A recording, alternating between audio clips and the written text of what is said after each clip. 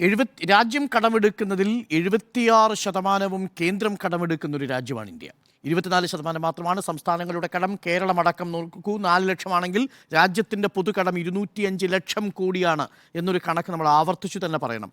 എന്നാൽ ചെലവിൻ്റെ കാര്യത്തിലോ രാജ്യത്തിൻ്റെ മൊത്തം ചെലവിൻ്റെ 67% വഹിക്കുന്നത് സംസ്ഥാന സർക്കാരുകളാണ് എന്നതും വളരെ പ്രധാനപ്പെട്ടതാണ്. ചെലവിൻ്റെ അതായത് കടമെടുക്കുന്നതിൽ 76% കേന്ദ്രത്തിൻ്റെതാണ്, എന്നാൽ ചെലവിടുന്നതിൽ 67% സംസ്ഥാനങ്ങളുമാണ്. അപ്പോൾ ഈ പണം എവിടെ പോകുന്നു എന്നതാണ് പ്രധാനപ്പെട്ട പ്രശ്നം. അവിടെയാണ് ഈ CMEയുടെ കണക്ക് വളരെ പ്രധാനപ്പെട്ടതാകുന്നത്. 2021 ശേഷമുള്ള ഏറ്റവും വലിയ തൊഴിലില്ലായ്മ നിരക്കിലേക്കാണ് നമ്മുടെ രാജ്യം എത്തി നിൽക്കുന്നത്. ഇൻ ടേംസിൽ 25 കോടി മനുഷ്യരെ പട്ടിണിയുടെ വലയത്തിൽ നിന്ന് പുറത്തേക്ക് കൊണ്ടുവരാൻ സർക്കാരിന് കഴിഞ്ഞുവെന്ന് നരേന്ദ്രമോദി പറയുന്നു. ശരിയാണ് ആക്ച്വൽ കണക്കിൽ. പക്ഷേ പെർസെൻറ്റേജിൻ്റെ കണക്കിലും ലോകത്തെ 125 രാജ്യങ്ങളുടെ കണക്കുകൾ പരിശോധിച്ചാൽ പട്ടിണി സൂചിക ഇൻഡെക്സിൽ 111 സ്ഥാനത്ത് നിൽക്കുന്നു. എനിക്കറിയേണ്ടത് $3.7 ട്രില്യൺ എക്കണോമിയിൽ നിന്ന് $5 ട്രില്യൺ എക്കണോമിയിലേക്ക് ഇന്ത്യ രാജ്യം വികസിക്കും എന്ന് പറയുന്നതിനോടൊപ്പം ഈ 111 സ്ഥാനത്ത് നിന്നും ഇന്ത്യയിലെ പട്ടിണിയുടെ ഇൻഡെക്സ് കുറയ്ക്കാൻ ഈ ബഡ്ജറ്റിന് സാധിക്കുമോ എന്നതാണ്.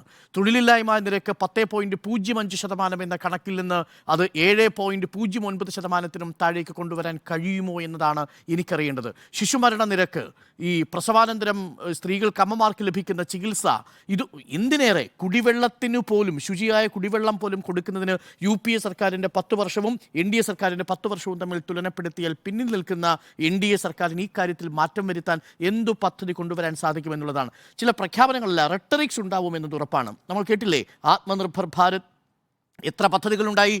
ഈ തൊഴിലുറപ്പ് പദ്ധതി പോലും നിഷേധിക്കപ്പെട്ടു, അതിൻ്റെ വിഹിതം വെട്ടിക്കുറയ്ക്കപ്പെട്ടു.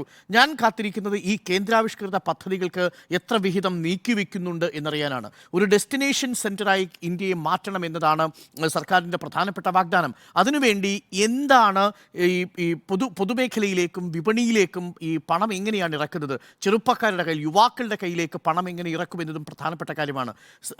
പ്രേക്ഷകർ ഓർമ്മിക്കുന്നുണ്ടാവും, അടുത്ത കാലത്ത് വന്ന ഞെട്ടിപ്പിക്കുന്ന കണക്കുകളിലൊന്ന്, ഇന്ത്യയിലെ ഏറ്റവും മികച്ച വിദ്യാഭ്യാസ സ്ഥാപനമായ IITയിൽ നിന്ന് പുറത്തിറങ്ങുന്ന ഗ്രാജുവേറ്റ്സ് പോലും അവരുടെ കണക്കുകൾ പരിശോധിച്ചാൽ 30% അവരുടെ പ്ലേസ്മെൻറ്റിൽ ഇടിവുണ്ടായിരിക്കുന്നു ഇന്ത്യയിൽ എന്നുള്ള ഒരു ഞെട്ടിക്കുന്ന കണക്ക് കൂടിയുണ്ട്. അതുമാത്രവുമല്ല, നിലവിൽ ഈ ചെറുപ്പക്കാരുടെ എണ്ണം കുറയുന്നതിനോടൊപ്പം തന്നെയാണ് രാജ്യം വിട്ടുപോകുന്ന ചെറുപ്പക്കാരുടെ എണ്ണവും കൂടുന്നുണ്ട്. 2.25 ലക്ഷത്തോളം മനുഷ്യരാണ് ഇന്ത്യയിലെ സാമൂഹിക സാഹചര്യങ്ങളുടെ പൊരുത്തപ്പെടാതെ പാസ്പോർട്ട് ഉപേക്ഷിച്ച് ഈ നാട്ടിൽ നിന്ന് പോയിരിക്കുന്നത്.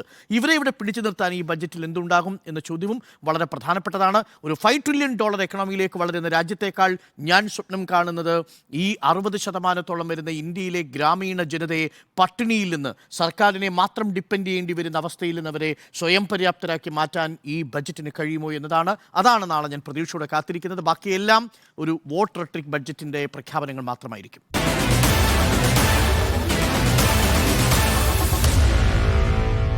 Meet the editors.